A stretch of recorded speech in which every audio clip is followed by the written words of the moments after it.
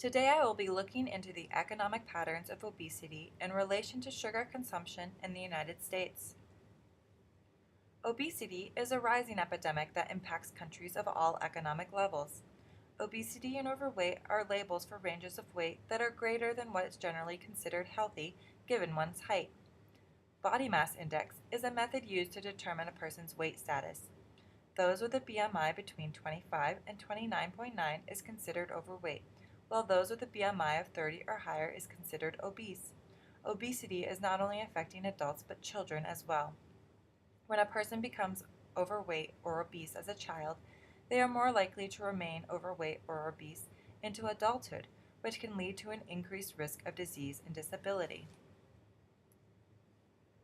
This first graph shows the obesity trends of adults in the United States. Overweight individuals with a BMI of 25 is shown to be comparable to adults that are healthy prior to the early to late 90s, where the number of overweight individuals rises above 60% of the population and the number of healthy individuals declines to 30% of the population. Obesity trends with those with a BMI of 30 or higher are also seen to rise in the late 90s, reaching just over 30% of the population, which is equal to that of healthy individuals. This indicates that a majority of adults in the United States are either obese or overweight. In children, similar trends in obesity are seen. By the late 80s, obesity appears in children as young as 2 to 5 years old, and the rate of obesity rises 5% to reach just over 12% of the population for children 2 to 5 years old in just over a decade. Obesity in children 6 to 19 rises equally, reaching just under 18% in 2008. There are many health risks associated with obesity, especially in growing children, where it can have adverse effects on their hormones, puberty, and major organ systems. In addition, when children are overweight or obese at a young age, there can be significant emotional and social tolls as well. Body weight is directly associated with many cardiovascular risk factors. As BMI increases, so do blood pressure, blood sugar, triglycerides, and inflammation, which lead to an increased risk for coronary heart disease and stroke. One of the most common conditions influenced by body weight is type 2 diabetes, in which your body loses the ability to maintain proper blood glucose levels due to the development of insulin resistance. According to the CDC, diabetes is also one of the most common chronic diseases in children in the United States today. Other health risks from obesity are cancer, hypertension, also known as high blood pressure, and dyslipidemia, commonly known as high cholesterol, where there is an imbalance of fat circulating in your bloodstream. Sleep apnea is another risk factor of obesity, which affects mood and quality of life. Due to these potential health risks, diet is especially important as it can help protect against or further facilitate these conditions due to how it influences your body's metabolic functions. There are many factors that contribute to the onset of obesity. Generally, when someone continuously has positive energy balance resulting from a greater intake of calories than needed, the body will store the excess as body fat, which will lead to weight gain over time. Genetic factors also increase the susceptibility one has for gaining weight, as well as interacts with other risk factors such as behavior and environment. The term obesogenic environment is commonly used and refers to the role that the environment plays in promoting obesity. This includes factors such as using cars and other modes of transportation, which decrease walking and physical activities and can lead to weight gain. In addition, the Western diet promotes frequent, large, calorically dense meals that are high in refined grains, unhealthy fats, and sugary drinks.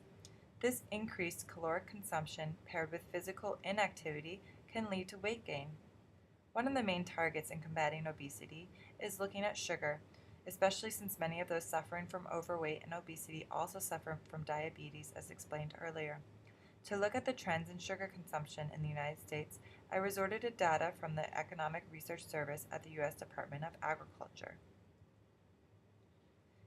This first figure shows the consumption of sugar per capita in the United States. One of the most dramatic changes is seen in the early 80s by the sharp decline of cane and beet sugar and corresponding rise of high fructose corn syrup that is commonly found in processed foods today. Cane and beet sugar are pure sucrose, a disaccharide containing equal parts of fructose and glucose. High fructose corn syrup, on the other hand, is a syrup from milled corn where additional processing occurs to convert some of the glucose into fructose, which is a sweeter molecule. This liquid syrup is a better alternative to regular sucrose because it is stable in acidic foods and beverages. Thus, this graph shows that high fructose corn syrup consumption greatly increases as it is added to many of the processed foods commonly found in the Western diet today.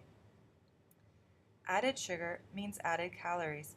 Recommendations from the American Heart Association suggest limiting daily sugar consumption to 6 teaspoons for women and 9 teaspoons for men.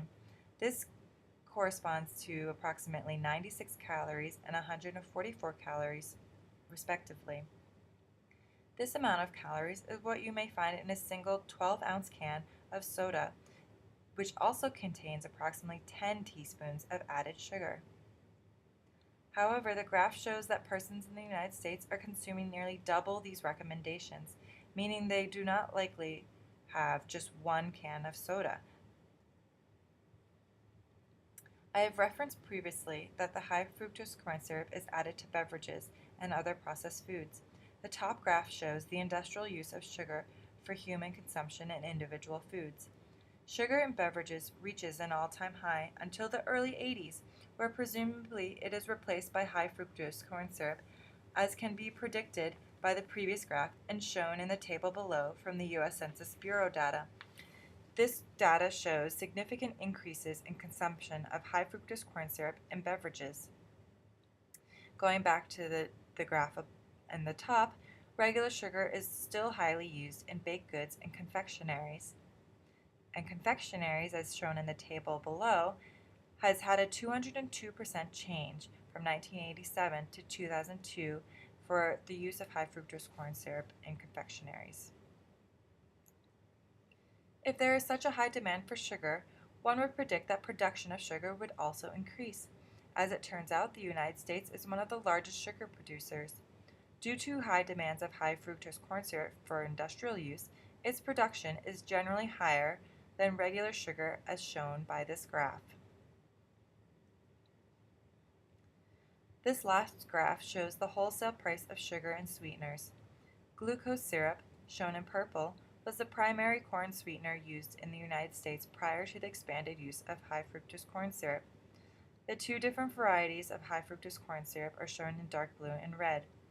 High fructose corn syrup 42 means that the ratio of sucrose molecule is 42% fructose and 53% glucose. This is commonly used in beverages, processed foods, cereals, and baked goods. High fructose corn syrup 55 is 55% fructose and 42% glucose. This is a sweeter kind and is used mostly in soft drinks. Dextrose is 3/4 as sweet as sucrose and is used in production of baked goods, candy, and frozen dairy products in the form of dextrose monohydrate. These alternatives to beet sugar are shown to be cheaper prior to 2014, which may be why they were so appealing to use in the varieties of food found in processed foods in the Western diet. Currently, the wholesale price of sugar and sweeteners appear to be equal, around 30 cents per pound. In summary, obesity in the United States is a complex disorder that has shown to dramatically increase in the last several decades. There are many factors that contribute to obesity, with the main issue stemming from excess calorie intake exceeding expenditure. The Western diet has a strong influence on foods readily available to the population, which are heavily laden with added sugar, particularly in beverages. Added sugar can quickly lead to excess calories and weight gain. Children are particularly at risk as weight gain during childhood is often maintained into adulthood and can lead to many health risks. Consumers should be aware of the food that they consume and the ingredients that are in these products in order to maintain a healthy, balanced diet.